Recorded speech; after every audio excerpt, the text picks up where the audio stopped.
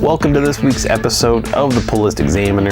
This is my weekly video where I take a look at the top 3 comics I am looking forward to reading when it comes to New Comic Book Day. And this week, New Comic Book Day is going to be August 23rd, 2023.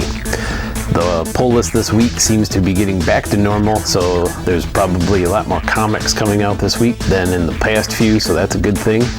Hopefully there's some on the list for you as well. Let's take a look at the top 3 that I'm looking forward to reading. And starting off the list this week at number 3, we've got Dark Knights of Steel, issue number 12. That is right, we finally get that last issue of the 12-issue series from Tom Taylor and Yasmin Putri on the art on this issue. I am looking forward to seeing how they conclude this. Was there a delay?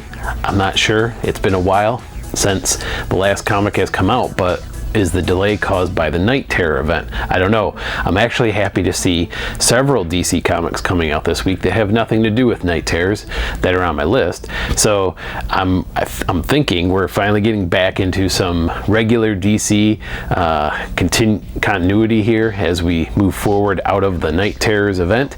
And I am very happy to see the conclusion of the Dark Knights of Steel event.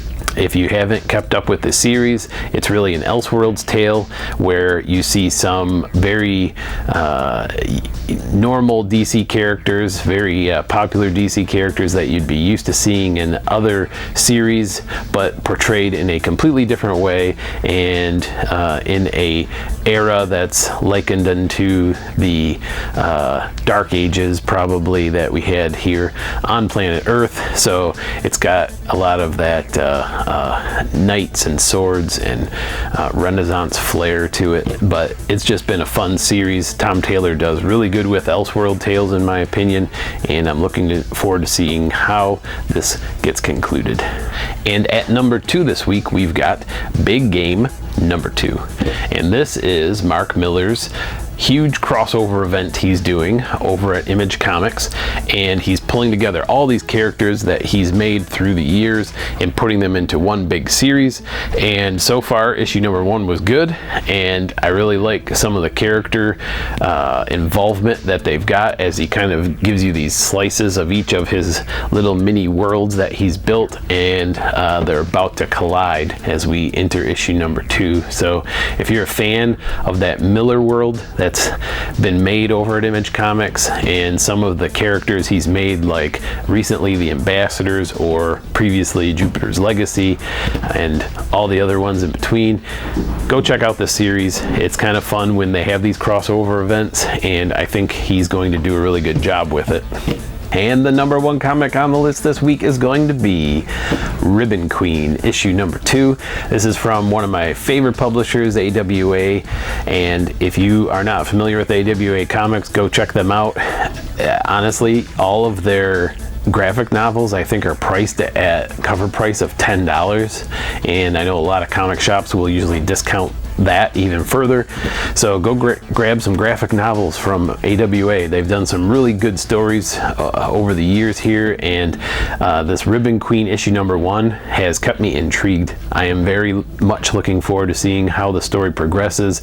It's at least it started out as a mystery detective story, but it turned into something much more than that. And if you have not read some of Garth Ennis's other stories, you will probably be pleasantly surprised when you read this one. It's written by Garth Ennis, and the artist on this is Jason Burrows. He also has been doing a good job on that first issue, so we'll see how it continues into the second issue. It's got a little bit of paranormal that showed up in the last piece of the first issue, so maybe we're heading towards more of a sci-fi horror title, not sure, but it still has that underlying mystery detective theme as well. So check it out. It was a great start, and I hope to see that continue through the next few issues. Thanks for watching this week's episode of the Pull List Examiner. Every week you can find all the titles I'm picking up at the comic shop in the description of this video below. If you have any recommendations, something you're reading, drop a comment, let me know what you're reading. Thanks for watching, and we'll see you next time on the Pull List Examiner. Remember to read them, bag them, and board them. Have a good